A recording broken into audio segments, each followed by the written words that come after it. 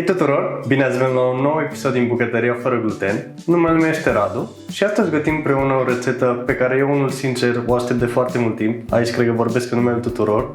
Și anume o rețetă specială de 9 martie, mucenici moldovenești, pentru care o să avem nevoie de următoarele ingrediente. În primul rând, pentru a luat, o să avem nevoie de 500 de grame de făină fără gluten. În acest caz o să folosim mixul B de la Sharp de pâine și chifle. Puteți să vă mai păstrați în jur de 100 de grame în plus pentru presărat și în cazul în care aluatul va fi prea umed. După aceea o linguriță de sare, un plic de drojdie inactivă, o linguriță de gumă de guar, un ou, 150 de grame de zahăr, 80 de grame de unt pe care va trebui să-l topiți, 125 de ml de apă călduță și 125 de ml de lapte călduț. După ce mucenicii se vor coace, o să-i și ungem cu un sirop simplu făcut din 200 de ml de apă, 100 de grame de zahăr și 2 linguri de miere, peste care o să presărăm 100 de grame de nucă. Aici, bineînțeles, puteți folosi mai multă nucă în funcție de cât de multă vreți să fie pe mucenici. Iar înainte să-i băgăm la cuptor, o să avem nevoie și de un ou pe care o să-l bat. Primul pas în această rețetă va fi să activăm drojdia, așa că o să luăm un bol mic în care o să turnăm apa călduță, peste care o să adăugăm o lingură de zahăr și un plic de drojdie uscată fără gluten. Apoi o să amestecăm scurt și o să lăsăm drojdia să fermenteze pentru aproximativ 10 minute. Cât timp așteptăm ca drojdia să se activeze, o să adăugăm și făina într-un bol. Cum v-am spus, o să adăugăm inițial 500 de grame și dacă mai este nevoie să vă mai pusați 100 de grame pregătite pentru a le adăuga. Pentru această rețetă o să folosim mixul B de la Sharp. Din punctul meu de vedere, acesta este cel mai bun mix de pe piață în momentul actual pentru pâine și chifle. Nu a fost nicio rețetă până în acest punct care să nu mi-a succes, așa că vă recomand cu mare drag să o folosiți. Măsurăm cele 500 de grame. Excelent. Facem o mică adâncitură în mijlocul făinii, peste care adăugăm inițial o linguriță de gumă de guar. De-a lungul timpului, mulți dintre voi m-ați întrebat de ce pun gumă de guar în aproape toate preparatele fără gluten pe care le gătesc. Răspunsul este simplu, aceasta creează o textură care dispare odată cu extragerea glutenului din făină. De aceea, eu consider că rezultatele sunt fabuloase odată ce ați adăugat guma de guar preparatelor fără gluten, textura fiind mult mai pufoasă și mult mai plăcută la atingere și la gust. O să vă pun și link-ul în descriere ca să puteți ajunge cât mai repede la guma de guar. Cum v-am spus, eu o folosesc în majoritatea preparatelor fără gluten. Apoi o să adăugăm și laptele căldut, o linguriță de sare, untul topit, peste care o să spargem și ouă. Excelent! Apoi o să adăugăm și drojdia care stă la activat pentru 10-15 minute. Inițial o să amestecăm cu o lingură. Am ales această rețetă pentru că în fiecare an pe 9 martie noi sărbătorim data în care mucenicii s-au sacrificat pentru credința lor. Există două rețete de mucenici. Cea pe care o gătim în această seară, mucenicii care provin din Moldova, care sunt un aluat dulce practic. Mai există și rețeta din Muntenia, în care mucenicii sunt gătiți practic într-o apă aromată, cu coajă de portocală și lămâie, respectiv scorțișoară. O să amestecăm puțin cu lingura și apoi o să începem să dospim aluatul cu mâna. Deoarece am avut invitații în ultimele episoade, nu am mai apucat atât de mult să discutăm despre comunitate și despre plusul de valoare pe care eu încerc să vi-l aduc vouă. În primul rând, legat de cartea Rețetelor fără gluten, despre care vă vorbesc, cred că am ajuns să vă vorbesc de aproximativ 9 luni de ea. Aceasta a fost bestseller pe Amazon, America, Canada, UK și Australia timp de o lună. Deci a fost foarte bine primită de comunitatea internațională și de-abia aștept să văd cum va fi primită și de către voi. Eu sper că aceasta să ajungă la voi în mai puțin de 2 luni. Plănuiesc să fac și un mic book tour în jurul țării în care să ne și putem cunoaște. Bineînțeles, dacă restricțiile de COVID ne vor permite acest lucru, o să ne și putem întâlni fizic. Chiar de-abia aștept să vă cunosc pe toți, pentru că în prisma pandemiei nu am avut prilejul încă să facem acest lucru. Așa că vă voi ține la curent pe acest subiect Și de asemenea lucrez la o aplicație unde voi să puteți accesa foarte ușor toate locațiile din țară fără gluten. Un lucru care mi se pare crucial în ziua de astăzi, să putem vedea foarte ușor toate locațiile unde putem mânca, pentru că, după cum știți, este mai mult sau mai puțin greu să găsești o locație care să aibă cu adevărat un meniu fără gluten, care să nu fie contaminat și, de asemenea, produsele lor să provină dintr-o sursă sigură. Deci, de aceea, sper că aceasta să vă fie foarte utilă. Nu mai este foarte mult de lucrat la ea. A spune că în următoarele 2-3 luni și ea va fi gata. Deci cu siguranță până în vară, când va veni perioada concediilor, veți putea intra foarte ușor în aplicație să găsiți toate locațiile din țară fără gluten.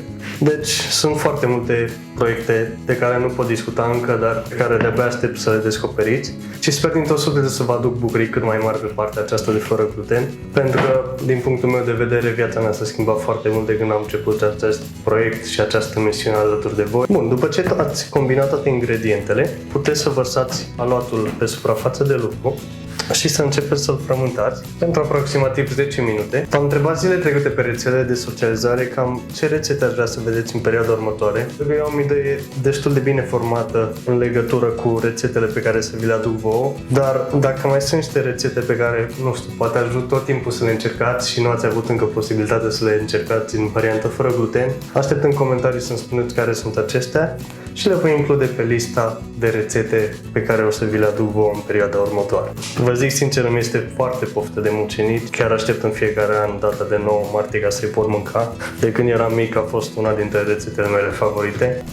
De asemenea, de-a lungul timpului, mulți dintre voi mi-au spus că mai aveți și alte alergii.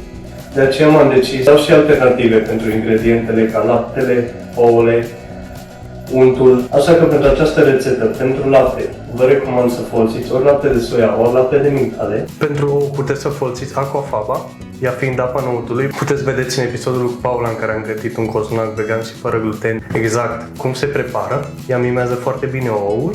Iar pentru unt puteți să folosiți fie unt vegan, fie ulei pentru această rețetă. La final, când vom face siropul, puteți să folosiți în loc de miere fie sirop de agave, fie sirop de arțar. O să încerc în fiecare rețetă de acum să vă dau și alternativele vegane și fără lactoză și tot atât. Frământați foarte bine aluatul pentru aproximativ 10-15 minute, apoi formați o bilă din el și introduceți-l înapoi în bolul în care ați amestecat ingredientele inițial, pe care va trebui să-l acoperiți, fie cu o folie de plastic, fie cu o cârpă curată de bucătărie și vom lăsa la dospit pentru aproximativ 30-40 de minute sau până când își dublează mărimea într-un loc căldur. Cât timp aluatul stă la dospit, o să facem și siropul, pentru care o să adăugăm într-o oală 200 de ml de apă, 100 de grame de zahăr și 2 linguri de miere. Amestecăm cu o spatulă până când zahărul și mierea s-au dizolvat în apă. Inițial, după ce o să facem ucenicii, o să-i dăm cu puțin ou bătut, apoi îi introducem la cuptor și când îi scoatem din cuptor, când sunt încă calzi, o să turnăm acest sirop peste ei. Siropul este gata, acesta fiert pentru câteva minute, așa că îl putem lua de pe foc și să începem să rulăm ucenicii. După ce aluatul ăsta la dospit pentru aproximativ 45 de minute, o oră, o să-l și scoatem din bol. O să-l împărțim inițial în două părți egale,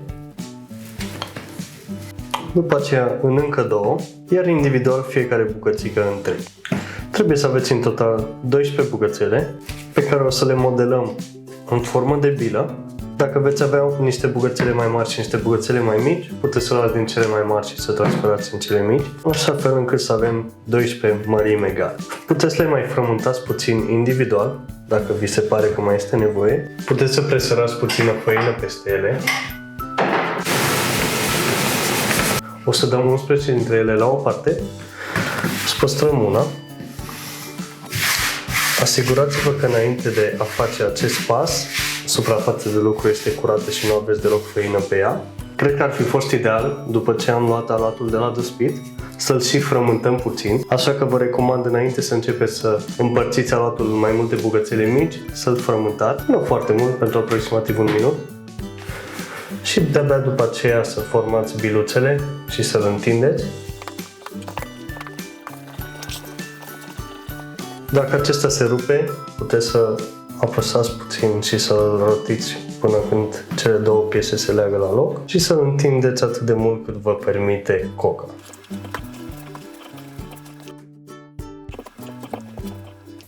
Excelent! Acum o să formăm ul de care vă ziceam.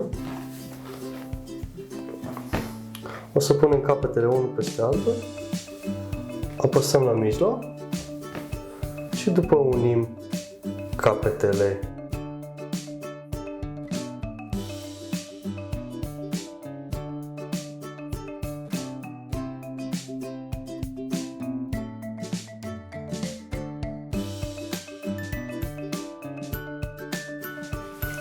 Dacă vă permite rodul și ajungeți în acest stadiu în care să aveți o bucată foarte, foarte lungă, puteți să-l puneți din nou în forma unui U, să-l rupeți la mijloc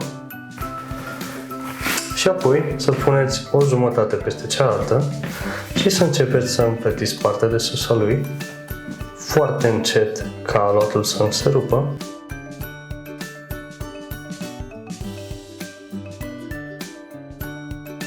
Apoi uniți-le pe cele două într-un U, luați partea din dreapta, o puneți peste cea din stânga, o apăsați foarte, foarte încet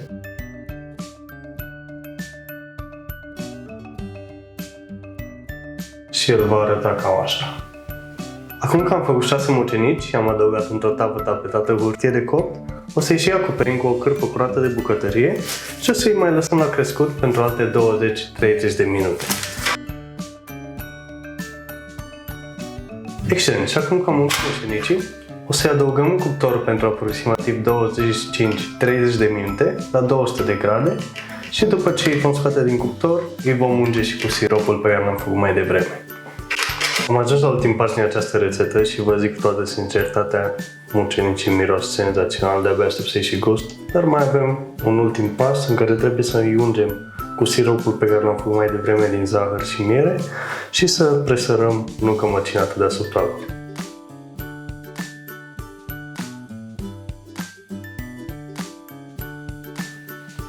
Și acum să presărăm și nuca.